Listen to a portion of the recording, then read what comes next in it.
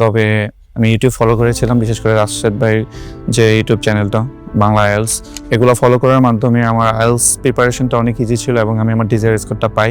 আর যেহেতু রাশেদ ভাই একদম ট্রাস্টেড মানুষ, আর তার agency Bangla IELTS immigration centre অত্যন্ত পপুলার এবং তারা অনেক পেশাদারিত্বের সাথে কাজ করে, আমি তাদের প্রতি কৃতজ্ঞ। আসসালামু আলাইকুম, আমি এমডি তামিম। আমি ইউকেতে 2025 সেপ্টেম্বর থেকে মিডলসেক্স ইউনিভার্সিটিতে ব্যাচেলর প্রোগ্রামে যাচ্ছি। এ হলো আমার ভিসা কপি।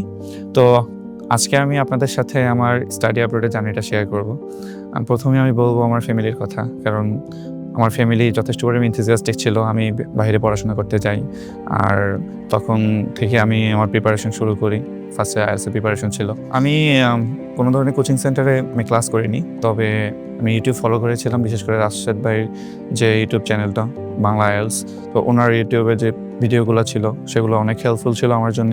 আমি ওগুলো খুব ফলো করতাম এবং এগুলো ফলো করার মাধ্যমে আমার আইএলস প্রিপারেশনটা অনেক ইজি ছিল এবং আমি আমার ডিজায়ার স্কোরটা পাই। তো পরবর্তীতে যখন আমি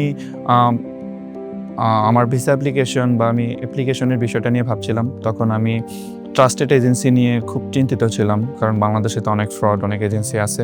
তো পরবর্তীতে আমি যেহেতু রাশেদ ভাই একদম ট্রাস্টেড মানুষ, আর তার agency Bangla IELTS immigration centre অত্যন্ত পপুলার এবং তারা অনেক পেশাদারিত্বের সাথে কাজ করে, তখন আমি এখানে আসি এবং তাদের সাথে ফার্স্টে কথা বলি। আমার কাউন্সিলর ছিলেন বর্ষা আপু, সে যথেষ্ট পরিমাণ হেল্পফুল, আমাকে সকল বিষয়ে যথেষ্ট পরিমাণ গাইডলাইন দিয়েছেন। রিয়াদ ভাই যে এই সকল প্রসেসিং, অ্যাপ্লিকেশন প্রসেসিং সকল কিছুতে আমাকে যথেষ্ট পরিমাণ হেল্প করছেন। আমি যখনই তার সাথে যোগাযোগ করতে চেয়েছি সে যথেষ্ট পরিমাণ আমাকে হেল্প করেছে। তো পরিশেষে যখন আমি ইউকেভি ইন্টারভিউটা আমার ছিল, সেখানে সিলভি আপু উনি যথেষ্ট পরিমাণ হেল্প করছেন। ইভেন যখনই উনি আমাকে আমার টাইম দরকার হতো তখনই আমাকে টাইম দিতেন এবং আমাকে 100% প্রিপেয়ার করেছিলেন ইন্টারভিউর জন্যে। তো পরিশেষে আমি আমার ভিসাটাও পাই, ইন্টারভিউতে ভালো করি। হোল জার্নিতে বাংলা আইএলস আমার পরিবারের মতো আমার সাথে ছিলেন, যারা যথেষ্ট পরিমাণ হেল্প করছেন আমাকে। আমি তাদের প্রতি কৃতজ্ঞ।